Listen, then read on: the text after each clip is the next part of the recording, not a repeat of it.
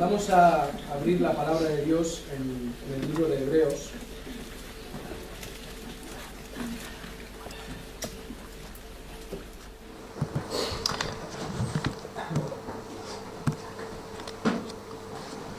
Y vamos a ir al capítulo 13, que empezamos la semana pasada. Y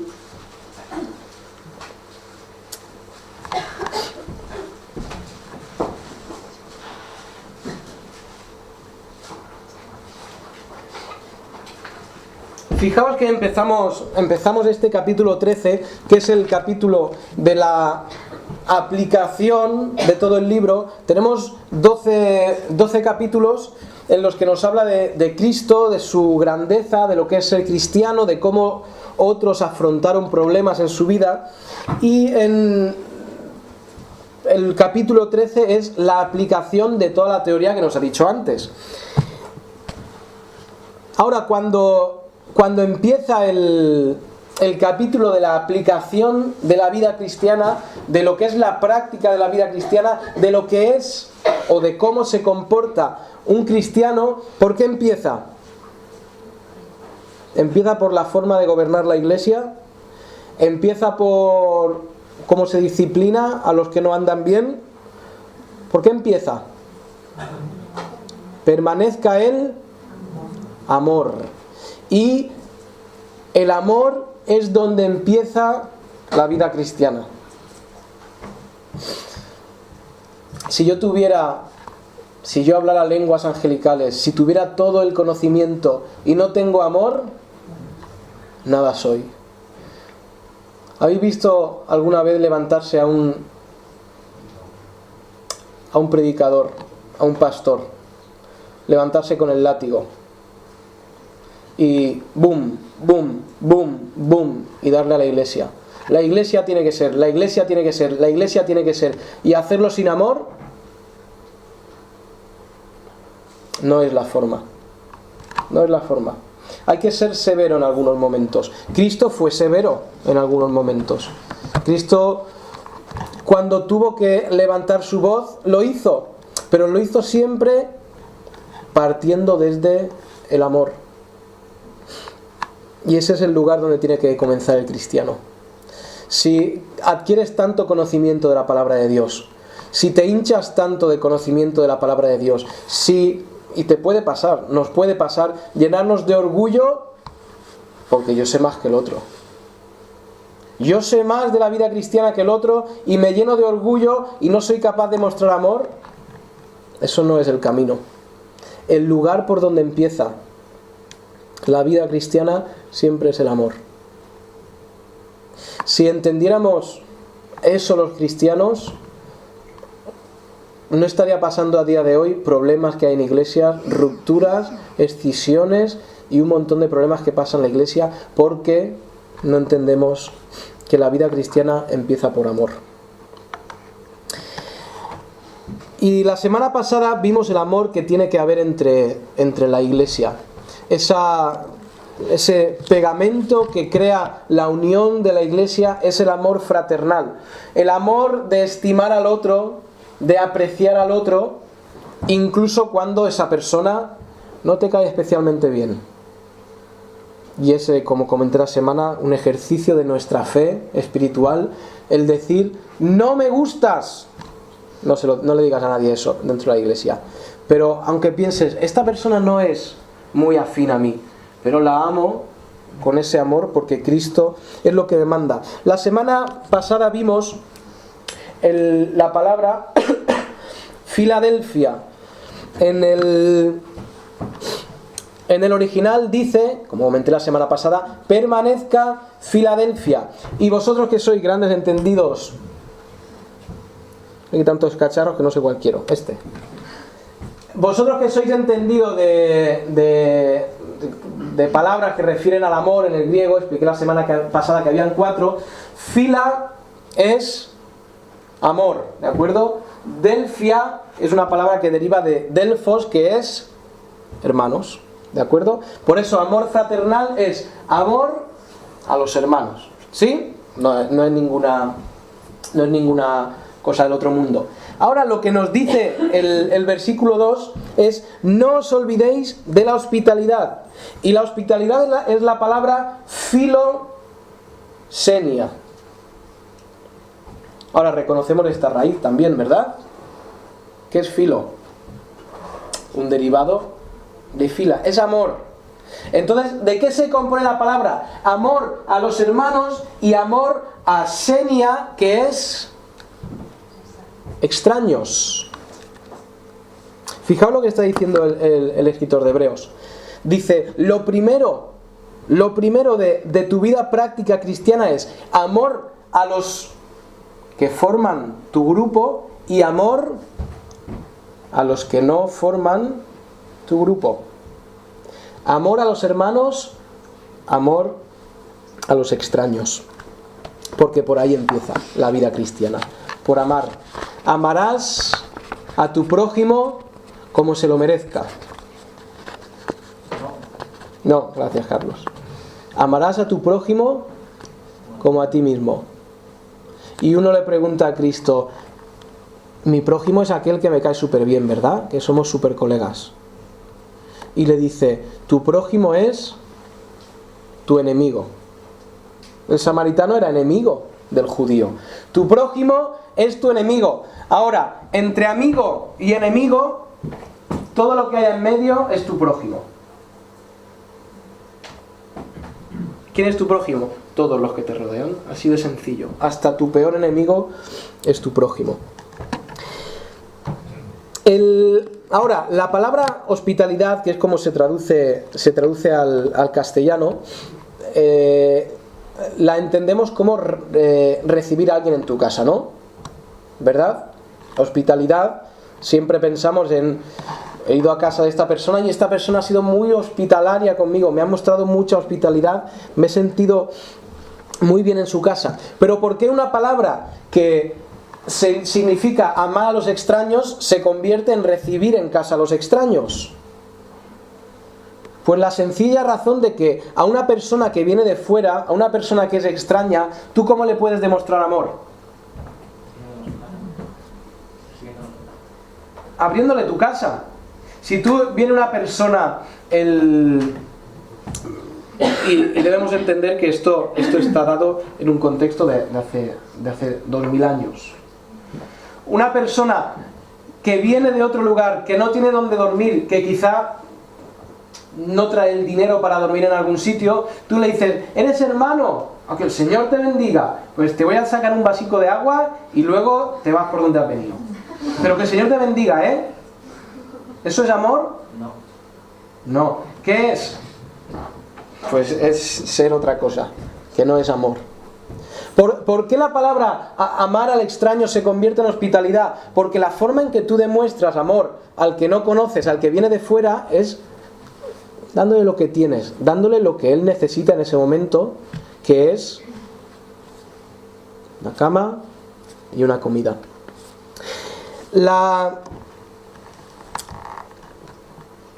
Desde el principio de que nace el cristianismo, la hospitalidad empieza a tomar un cariz, un matiz universal. ¿Por qué digo esto? Sabemos que las culturas de Medio Oriente eran muy hospitalarias, lo sabemos, ¿verdad? Que tratar bien a tu huésped o tratar bien a la persona que encontrabas, eso era básico, era una de las cosas básicas en toda la cultura de Medio Oriente. Podemos ir a otros lugares del planeta y cada uno en su manera es más o menos hospitalario. Pero ¿por qué era tan importante en Oriente Medio? Pues porque tenemos muchas zonas desérticas donde no hay nada, y si tú encontrabas a una persona viajando que se le echaba la noche encima, le acogías en tu casa sin conocerle y le tratabas como alguien a quien demostrabas amor. Cuando llega el cristianismo, en el siglo II tenemos a Policarpo, que he puesto ahí una foto de él, Policarpo de Esmirna, y a principios del siglo II este señor escribe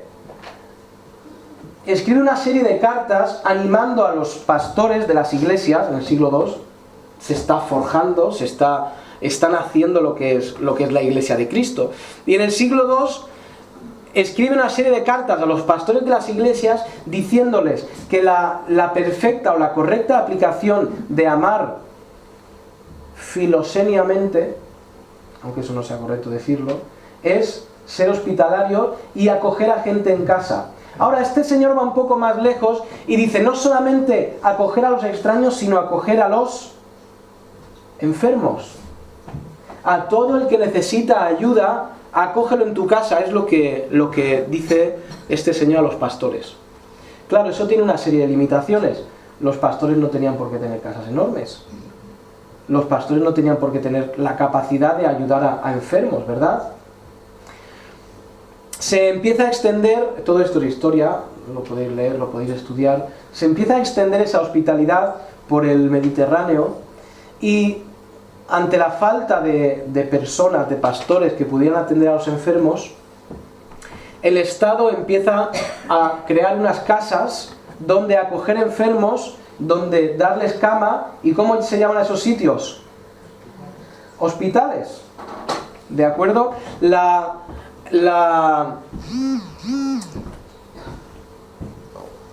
El cristianismo hace a nivel social algo que hasta ese momento existía de forma muy reducida y de forma muy limitada. Pero a partir de ese momento, y gracias al cristianismo, empieza a extenderse estas casas, que tienen un nombre en griego muy raro, pero eran hospitales. A través de todo el mundo empiezan a salir estos hospitales. ¿Sabéis? Esto me hacía pensar a mí. Cristo vino y enseñó hospitalidad, enseñó a amar al extraño, enseñó a ayudar al enfermo y crea un impacto a nivel mundial la enseñanza de Cristo, ¿verdad? Cambia la historia la enseñanza de Cristo. Si Cristo no hubiera venido, no existiría la Cruz Roja, que hace tantas cosas buenas a lo largo del mundo. Si Cristo no hubiera venido, muchas tribus alrededor del mundo seguirían siendo caníbales o seguirían sacrificando a sus hijos. Si Cristo no hubiera venido, no existirían hospitales. Si Cristo no hubiera venido, el 80-90% de las mejores universidades a nivel mundial empezaron como colegios teológicos para enseñar Biblia. Se han ido muy lejos. Pero no existirían esas universidades. Quizá habrían sido de otra forma, si habrían inventado. Pero decidme si he dicho cosas que hubieran pasado si Cristo no hubiera venido. ¿Qué hubiera pasado si Mahoma no hubiera venido?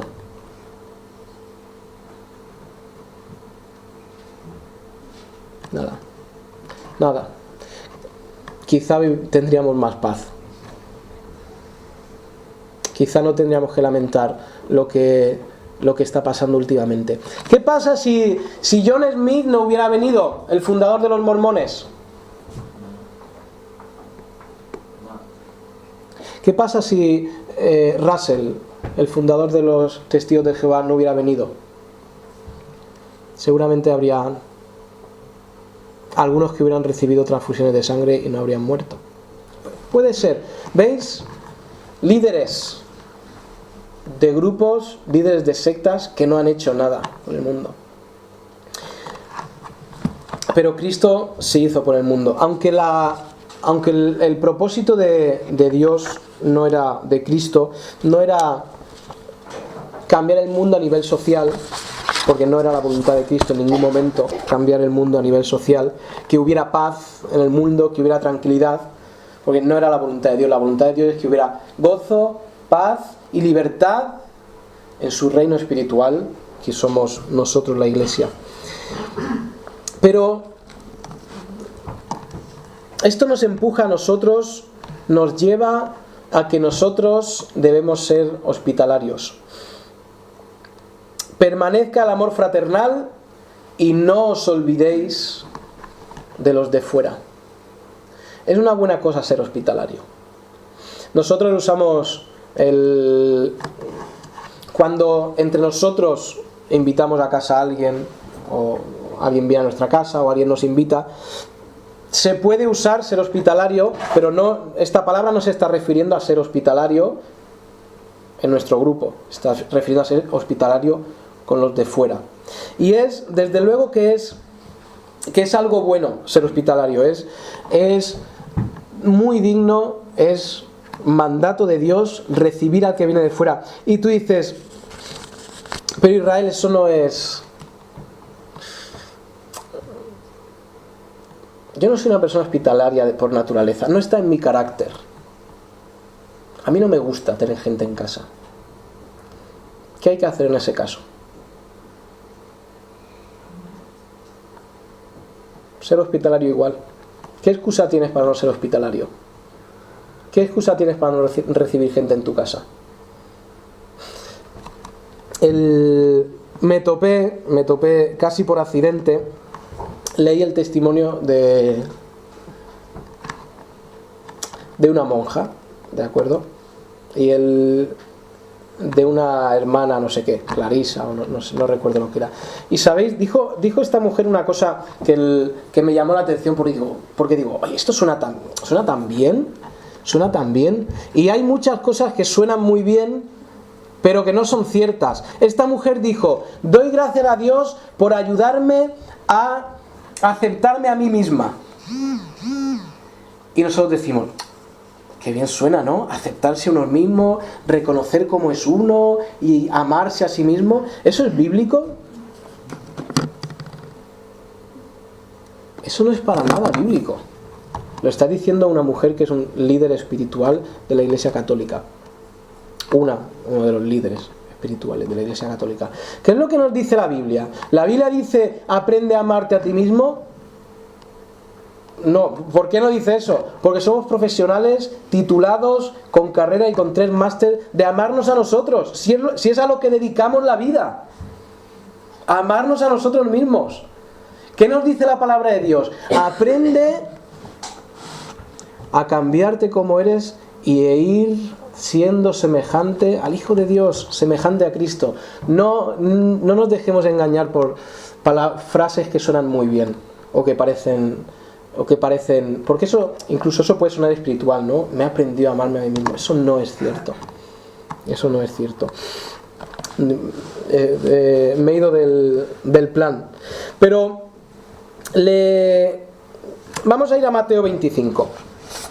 Vamos a ir a Mateo 25 porque yo puedo proponeros una pregunta y es... Y si sois sinceros, mejor no respondáis. Si yo preguntara, ¿tú qué prefieres? ¿Acoger en tu casa a Cristo o acoger a un pobre mendigo? No respondáis, por favor.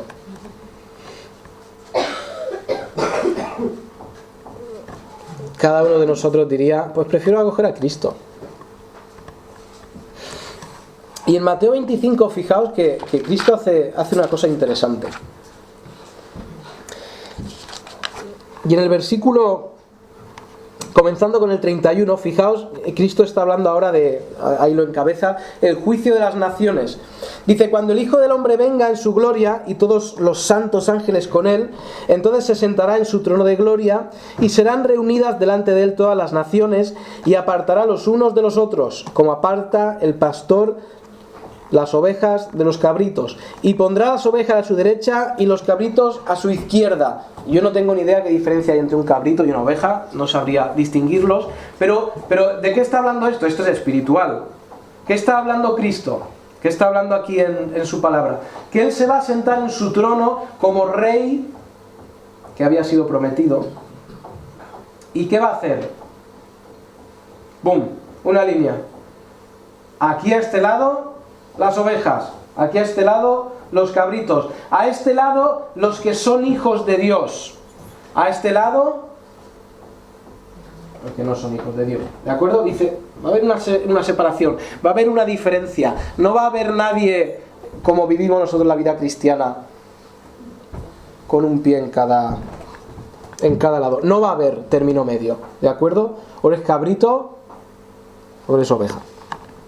Y dice que el rey dirá a los de su derecha, las ovejas: venid benditos de mi Padre, heredad el reino preparado para vosotros desde la fundación del mundo. Porque tuve hambre y me disteis de comer, tuve sed, me disteis de beber, fui forastero, me recogisteis, estuve desnudo y me cubristeis, enfermo y me visitasteis, en la cárcel y vinisteis a mí. Entonces los justos, los de la derecha, los buenos, los hijos de Dios, van a decir: ¿cuándo te vimos hambriento y te sustentamos? ¿O sediento y te dimos de beber?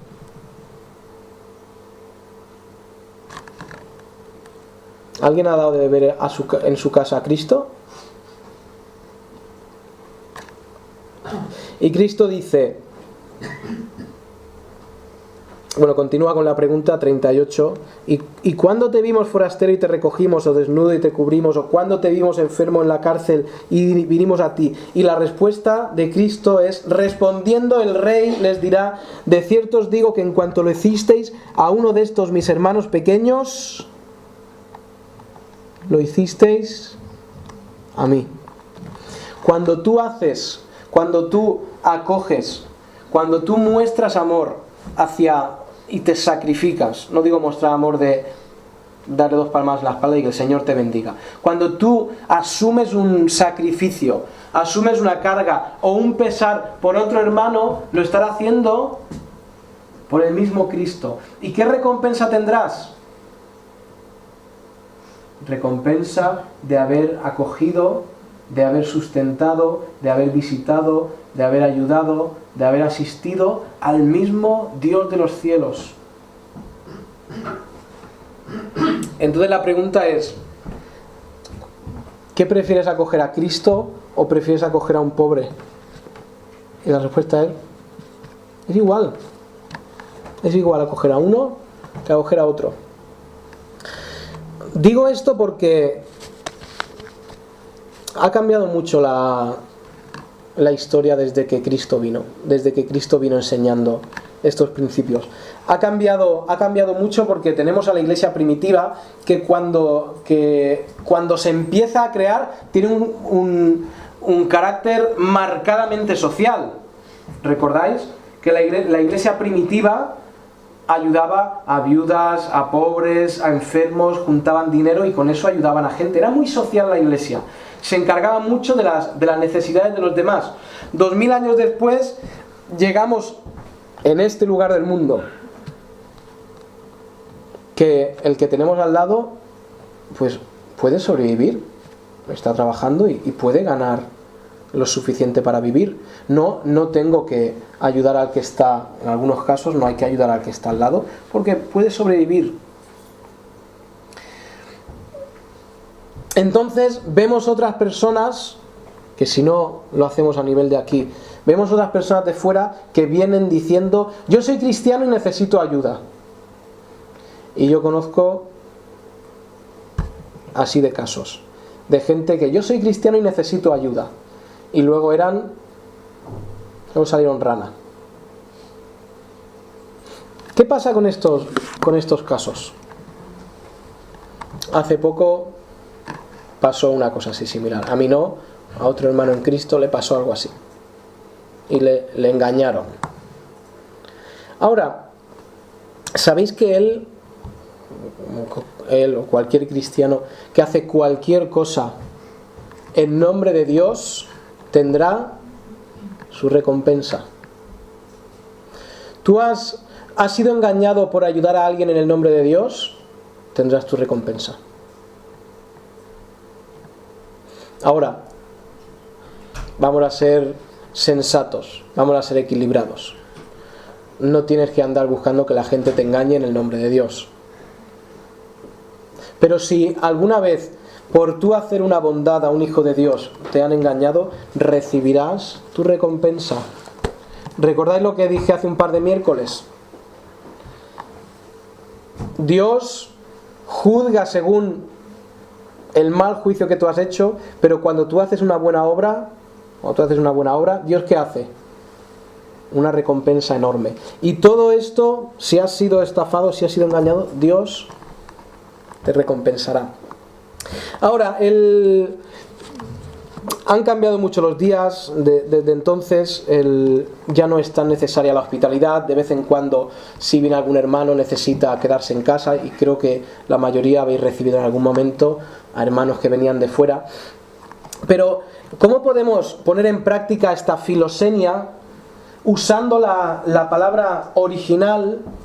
¿Cómo podemos poner en práctica amar a los de fuera? Amar a los que no son de nosotros. ¿Cómo se pone en práctica? Pues la primera cosa que hay que hacer es levantar la vista. Levantar la vista, y lo digo así porque tenemos la tendencia de ver lo que yo necesito, ver mis problemas, ver todo lo que yo tengo encima. Yo tengo problemas, yo necesito, yo quiero, yo deseo, yo quiero tener, o deseo alcanzar, lo que sea, y a veces nos cuesta reconocer las necesidades del de al lado, porque estamos solamente enfocados en lo que yo necesito, y en lo que yo quiero. Y el primer paso es levantar tu vista, no enfocarte solo en ti, y amar al de al lado y ver las necesidades que tiene el de al lado. Y entre nuestra iglesia, entre los de fuera, con los de fuera, ver si la necesidad es física, es monetaria, ver si la necesidad es espiritual, ver si la necesidad es ánimo, ver si la necesidad es cualquier cosa, pero levantar la vista y mirar. Hacer bien,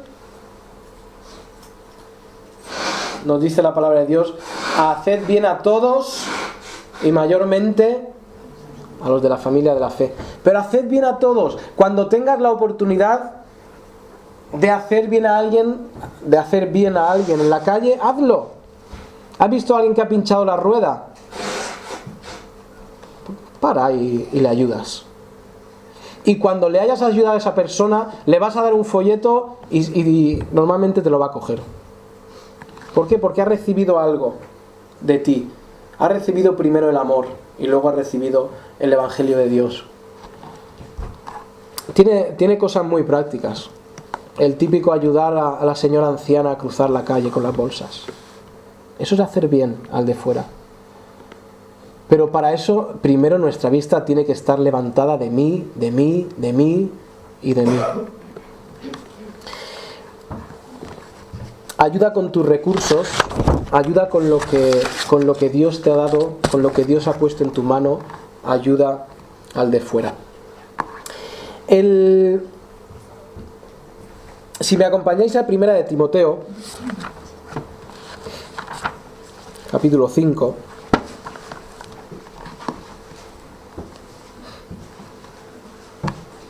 Se espera de los cristianos que nos comportemos de esa manera, que amemos al de dentro, que amemos al de fuera. ¿Y por qué digo que se espera? Pues aquí en 1 de Timoteo 5 está dando consejos a Timoteo, que es un pastor. Entendemos que era un pastor joven. Y dice el versículo 3: honra a las viudas, que en verdad lo son. Pero si alguna viuda tiene hijos o nietos, aprendan estos primero a ser piadosos para con su propia familia y a recompensar a sus padres, porque esto es lo bueno y agradable delante de Dios. Mas la que en verdad es viuda y ha quedado sola, espera en Dios y es diligente en súplicas y oraciones noche y día. Pero la que se entrega a los placeres viviendo está muerta. Manda también estas cosas para que sean irreprensibles, porque si alguno no provee para los suyos y mayormente para los de su casa, ha negado la fe y es peor que un incrédulo. Sea puesta en la lista, estamos hablando de los requisitos de una viuda en aquellos días para que la iglesia le ayudara, ¿de acuerdo? ¿Cómo debía ser el comportamiento de esta mujer? Sea puesta en la lista solo la viuda no menor de 60 años, que haya sido esposa de un solo marido, que tenga testimonio de buenas obras, si ha criado hijos, si ha practicado la hospitalidad. Sigue diciendo si ha lavado los pies de los santos y no está mal practicar el lavamiento de pies Yo he visto iglesias en las que se practica el lavamiento de pies, es interesante, pero eso es una aplicación de un principio espiritual que es servir a los demás. Si nosotros no lavamos físicamente los pies a alguien, no estamos incumpliendo nada en la Biblia. Eso se está refiriendo al servicio que tenía que tener. Si ha socorrido a los afligidos y si ha practicado toda buena obra. ¿Qué pasa? Está diciendo una mujer que cumple los requisitos y las características de lo que es una mujer, una viuda, es que ha sido hospitalaria. Ahora, esto no se limita a hombres. Todo cristiano debería ser hospitalario y mostrar amor a los de dentro y a los de fuera, porque eso forma parte del carácter de Cristo. Cristo recibió gente, se pasaba el día recibiendo gente, recibía enfermos. Ahora, no eran sus amigos, eran extraños. Incluso vinieron unos niños y los apóstoles les dijeron: no hay tiempo para niños aquí solo a los VIP acogemos. Y Cristo dijo: dejad que los niños vengan a mí. Cristo recibió a todos y debe ser también nuestro carácter. Fijaos en Gálatas, tenemos en Gálatas 4,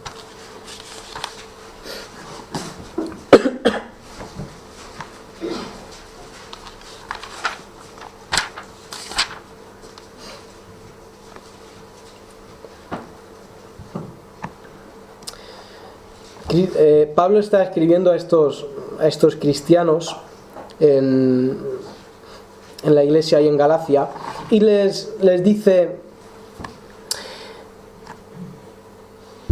lo vamos a coger en el versículo 12: os ruego, hermanos, que os hagáis como yo, porque también me hice como vosotros, ningún agravio me habéis hecho, pues vosotros sabéis que a causa de una enfermedad del cuerpo os anuncié el evangelio al principio, y no me despreciasteis ni desechasteis por la prueba que tenía en mi cuerpo, antes bien me recibisteis como a un ángel de Dios. ¿Y como a quién?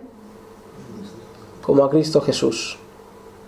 Y Pablo alaba esa forma de recibir, esa forma en que le recibieron.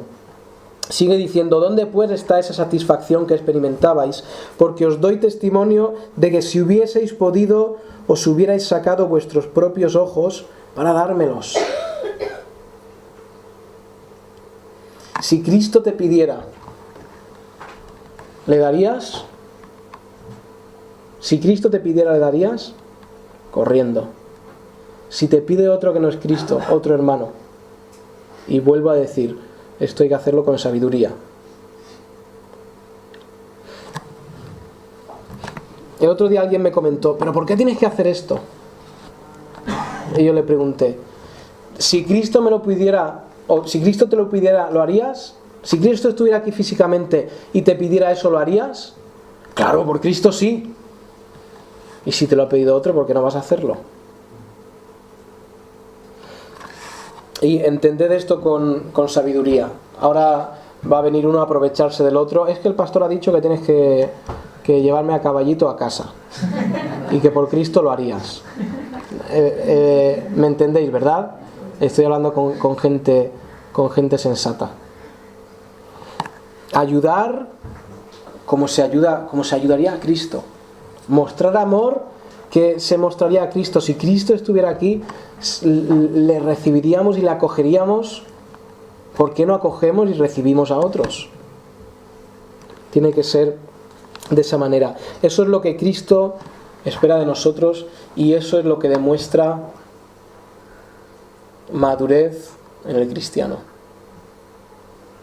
Eso es lo que muestra que Cristo está formado en ti, que está siguiendo a Cristo.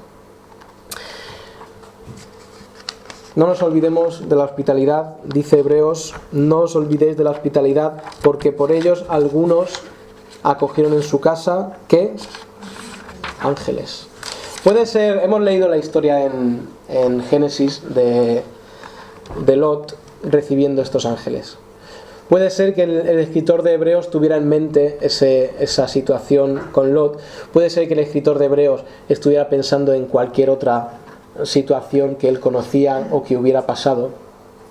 Pero la verdad es que debemos recibir, debemos amar a los extraños. Porque nosotros hemos sido amados como extraños, ¿verdad? Nosotros hemos sido amados como extraños. No siendo hijos de Dios, Dios ha venido a mostrarnos su amor, nos ha recibido, nos ha hecho herederos, nos ha puesto en su nivel de heredad, porque nosotros vamos a heredar también el reino de Dios, Él como rey, nosotros como príncipes y sacerdotes, pero mostremos el mismo amor que Dios mostró hacia sus hijos. Vamos a orar.